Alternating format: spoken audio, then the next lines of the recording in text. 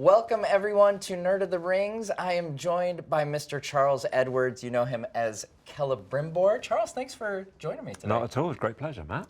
Now, in season one, we kind of got bits and pieces of Celebrimbor, but Yeah. season two, he's really front and center. Yeah. Were you excited and eager for fans to see more of Celebrimbor this year? Very, and particularly when I took the job on, that's exactly how it was explained to me. I would like kind of dip my toe in season one. Yeah. But then this story, about which I knew nothing before getting the part, Yeah.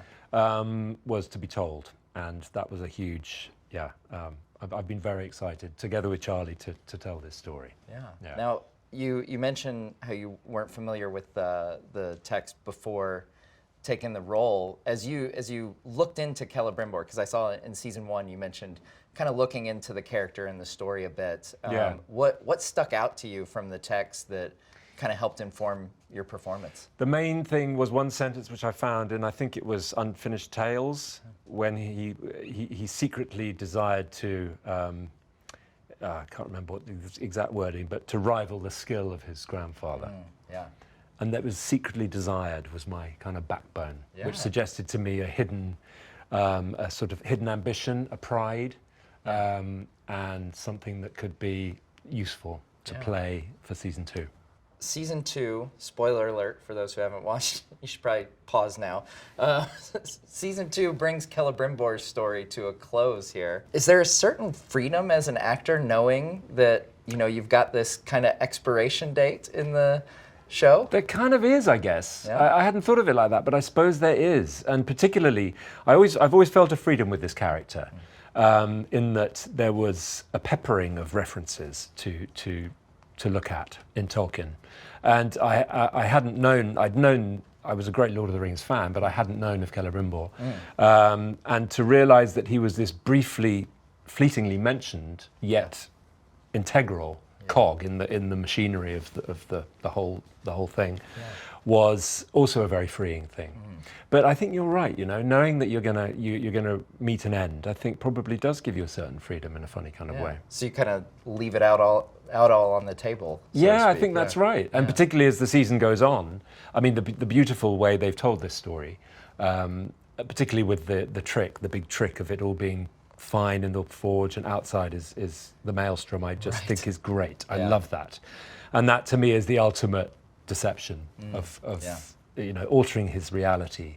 Has been really juicy to play. Yeah, and those elements of the story, they kind of work on Celebrimbor's sanity and how his state of mind is.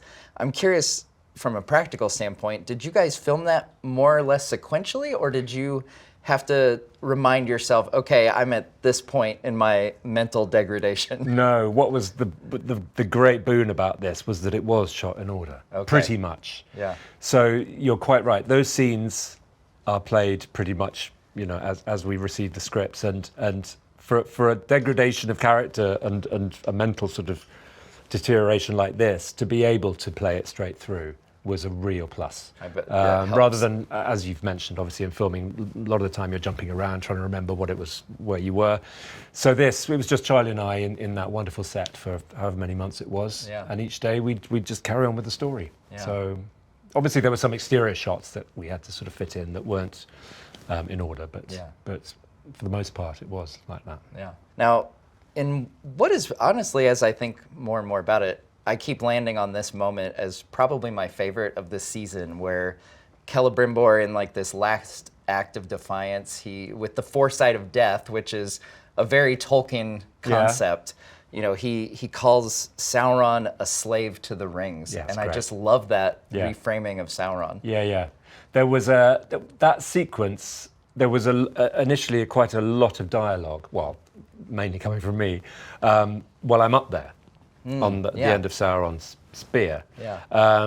And we shot it a few times, and then Patrick came in and said, do you know what, I think we just need to do this with it. Not only you've got an actor doing his very best with a death speech, right? Which can often be a little, I'm sure I hope mine was okay, but I think Patrick realised that we just needed that. The slave, you are their prisoner. Yeah. And that was the key. And then the use of the name Lord of the Rings. Yeah. Was the killer blow that he needed, because it elevates Celebrimbor to a position of power. Yeah. And which is really important. Yeah. How does it feel, like, having that be your last moment for this character in the show, to have it be that act of defiance against Sauron? Wonderful.